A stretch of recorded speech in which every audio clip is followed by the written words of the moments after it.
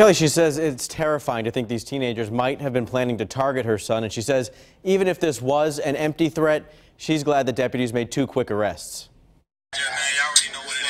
When this alarming video ended up in a 16-year-old's direct messages on Instagram, I was scared for my son's life. Hillsborough detectives say the teenagers in this video are 15 and 17 years old. One of them flashes a 9mm handgun, and we're told both can be heard threatening Ashley Cook's son. You want some smoke, you're gonna get it. I would never imagine my son ever being sent something like this, and it did. It happened, so it's an eye-opener. Her son is in 10th grade and was wrapping up his day at Wharton High School when he received the video. Neither of the teens in it go to Wharton, but one of them had an ongoing dispute with Cook's son. When the school called her, she had so many questions. What do I do? What's the next step? You know, how do I solve this to protect my child? Her son went right to administrators who told the school resource deputy.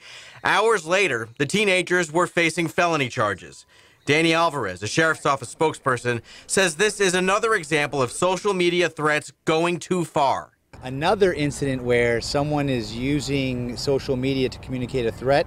And even though in this case it wasn't a threat against a school per se, these are one of those things that we take very, very seriously. Boy, don't play that. He says these are crimes that can terrify a family and impact lives for a very long time. It's one of those decisions that you make in the heat of the moment, but it's got consequences that go on forever. And that's the lesson this mother hopes everyone involved learned. It's nothing to joke about. It can ruin a lot of lives. These kids are young, they have bright futures, and one small mistake can ruin them for a long time.